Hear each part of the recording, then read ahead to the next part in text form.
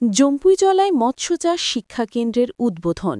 বৃহস্পতিবার এক অনুষ্ঠানের মধ্য দিয়ে মহকুমাভিত্তিক জম্পুজলা ব্লকের অধীন মৎস্যচাষ শিক্ষাকেন্দ্রের উদ্বোধন করেন রাজ্যের মৎস্যমন্ত্রী সুধাংশু দাস। অনুষ্ঠানে আলোচনা করতে গিয়ে মৎস্যমন্ত্রী সুধাংশু দাস বলেন, বিজেপির এনডিএ পরিচালিত প্রধানমন্ত্রী নরেন্দ্র মোদী এবং রাজ্যের মুখ্যমন্ত্রী ডা মানিক সাহার নেতৃত্বে বিজেপি সরকারের আমলে সারা ভারতবর্ষের পাশাপাশি ত্রিপুরা রাজ্যের জনজাতিদের কল্যাণে বিভিন্ন ধরনের প্রকল্প হাতে নেওয়া হয়েছে। রাজ্যের জনজাতিদের কল্যাণে ১৪০০ কোটি টাকা বিভিন্ন প্রকল্পের মাধ্যমে জনজাতি কল্যাণ দপ্তরের উদ্যোগে জনজাতি সুবিধাভোগীদের হাতে পৌঁছে দেওয়ার কাজ বর্তমান বিজেপি সরকার করছে বলে জানিয়েছেন তিনি। এই টাকা শুধুমাত্র জনজাতিদের কল্যাণে খরচ করা হবে, অন্য কোনো সম্প্রদায়ের জন্য নয় বলে জানিয়েছেন মন্ত্রী সুধাংশু দাস। ২০১৮ সালে ত্রিপুরা রাজ্যে বিজেপি সরকার আসার পর থেকে জনজাতিদের কল্যাণে বিভিন্ন কাজের খতিয়ান তুলে ধরেন তিনি। আগরতলা বিমানবন্দরকে মহারাজা বীর বিক্রম কিশোর মাণিক্য বাহাদুর ইন্টারন্যাশনাল এয়ারপোর্টে নামকরণ করা, ১৯ আগস্ট ত্রিপুরার আধুনিক রূপকার মহারাজা বীর বিক্রম কিশোর মাণিক্য বাহাদুরের জন্মদিনকে সরকারিভাবে ছুটি ঘোষণা করা হয়েছে। শততরাম রিয়াং, বীরচন্দ্র জমাতিয়া, চিত্র দেববর্মা, প্রীতিলেখা চাকমা সহ জনজাতিদের মধ্যে অন্যান্য বিশিষ্টজনদেরকে পদ্মশ্রী পুরস্কারে ভূষিত করা হয়েছে, যা কোনোদিন কংগ্রেস, সিপিআইএম সহ অন্যান্য কোনো সরকার করতে পারেনি।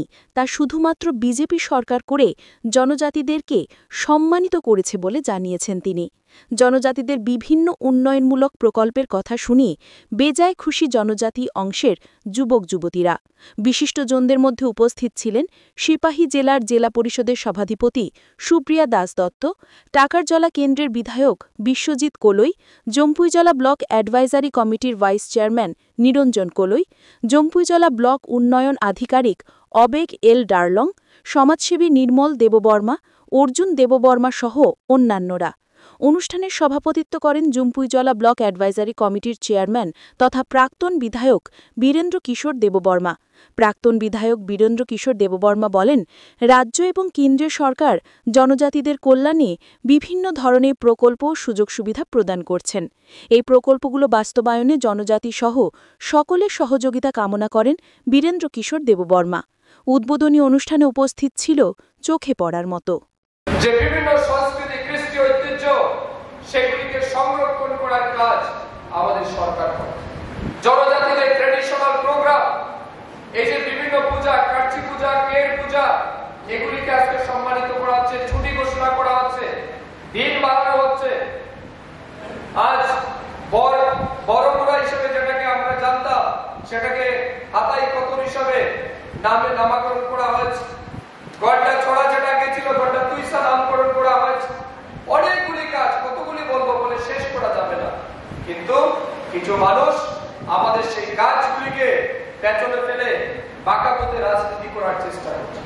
তাই সাথী মাথায় রাখবেন, জনজাতিদের যদি কেউ উন্নয়ন করতে পারে, সেটা নিঃসন্দেহে এনডিএ সরকার একমাত্র মোদীজির নেতৃত্বে জনজাতিদের উন্নয়ন করতে পারে। তাই আপনাদের মোদীজির উপর বিশ্বাস রাখতে হবে, এনডিএ সরকারের উপর বিশ্বাস রাখতে হবে। আজ ত্রিপুরা রাজ্যে ভারতীয় জনতা পার্টি, আইপিএফটি এবং ত্রিপুরা মতা, এই তিন দলের জোট সরকার চলছে। এই সরকারের মূল উদ্দেশ্য কি? এই সরকারের মূল উদ্দেশ্য হচ্ছে যারা দীর্ঘদিন বঞ্চিত ছিল তাদেরকে যাতে আমরা সব রকমের সুযোগ সুবিধা দিতে পারি। সেখানে কোনো চক্রান্ত কাজে আসবে না। আমরা কোনো চক্রান্তকে গুরুত্ব দিতে চাই না। আমরা চাই আমাদের এলাকার মানুষ যাতে ডেভেলপমেন্ট হয়, তাদের যাতে অর্থনৈতিক সামাজিক মাধ্যমে মাথায় রাখবেন, ফাইন্যান্সের মাধ্যমে কোথাও কোনো উন্নয়ন হতে পারে না।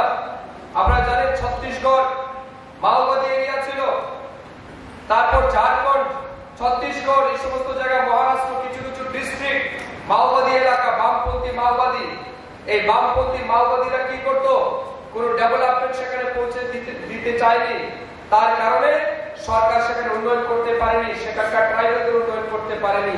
যার ফলে আমাদের প্রধানমন্ত্রীজির নেতৃত্বে অমিত শাহজি বলছেন যে 2026-এর মার্চ মাসের মধ্যে ভারতবর্ষ থেকে বামপন্থী এই মাওবাদী নকশালবাদীদেরকে আমরা শেষ করে এবং সে অনুযায়ী আজকে মাওবাদ এবং নকশালবাদ বামপন্থী লেফট যে টেরোরিস্ট আছে সেগুলিকে প্রায় গুলির সাথে মিশিয়ে দেওয়া হচ্ছে এবং যেখানে কোনোদিন লাইট পর্যন্ত যায়নি, ইলেকট্রিকের একটা পোস্ট লাগেনি, সেই ট্রাইবেল এলাকাতে আজকে ইলেকট্রিকের পোস্টও লাগছে, লাইটও জ্বলছে, সেখানে আমাদের ভারতবর্ষের অনুষ্ঠান আচার অনুষ্ঠানও সেখানে হচ্ছে।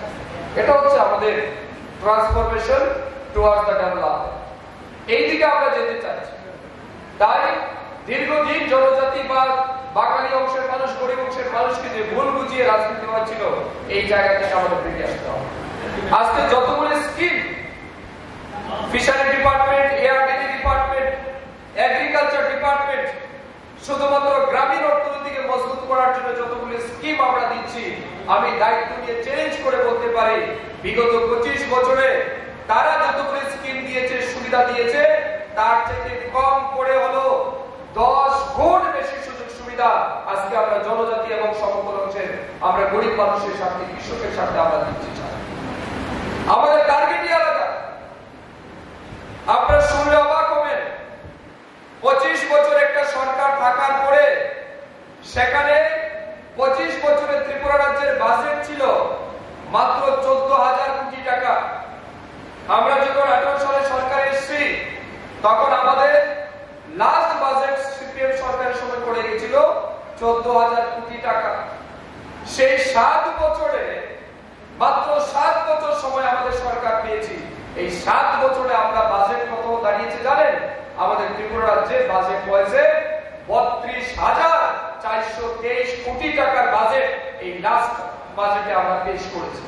কত গুণ বৃদ্ধি পেয়েছে? More than double. কেন? এই যে অতিরিক্ত টাকা আমরা দিচ্ছি, বাজেট বরাদ্দ করা হয়েছে।